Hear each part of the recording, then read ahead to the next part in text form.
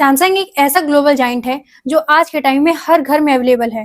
लेकिन क्या आप जानते हैं कि इसकी शुरुआत कहाँ से हुई थी? तो चलिए आज इसके बिजनेस एम्पायर को डिकोड करते हैं। सैमसंग की शुरुआत एक छोटी सी कंपनी से हुई थी जो कि ड्राइड फिश यानी सूखी मछली बेचती थी। और आज देखो सैमसंग के पास 5 लाख से ज्यादा एम्प्लॉयज हैं और उसके ग्रुप के 80 प्लस अलग अलग कंपनीज भी काम करती है। सैमसंग सिर्फ मोबाइल फोन बनाने वाली कंपनी नहीं बल्कि असल में इंटायर कंट्री है ये साउथ कोरिया के अंदर। और साउथ कोरिया की जो टोटल इकोनॉमी जीडीपी है उसमें लगभग 23% सिर्फ सैमसंग के बिजनेस से आता है। जी हाँ, सैमसंग एक ऐसी ग्लोबल जाइंट कंपनी है जिसका साइज और रेवेन्यू $140 बिलियन से भी ज्यादा है। यानी इंटायर सैमसंग की सिर्फ एक कंपनी का रेवेन्यू पूरे देश के इकोनॉमी से ज्यादा होती है। और सैमसंग सिर्फ मोबाइल फोन नहीं बनाता बल्कि वो दुनिया के सबसे इम्पोर्टेंट फोन के पार्ट्स जैसे मेमोरी चिप्स, डिस्प्ले भी बनाता है। And even Apples buy from them. मतलब भाई आप चाहे एप्पल का फोन यूज करो या किसी भी ब्रांड का फोन यूज करो, उसके जितने भी इम्पोर्टेंट पार्ट्स होते हैं वो सब सैमसंग के ही बनाए हुए होते हैं। और सबसे शॉकिंग वाली बात तो ये है कि पूरे वर्ल्ड की सबसे ऊंची बिल्डिंग बुर्ज खलीफा को भी सैमसंग ने ही बनाया है। यानी कि सैमसंग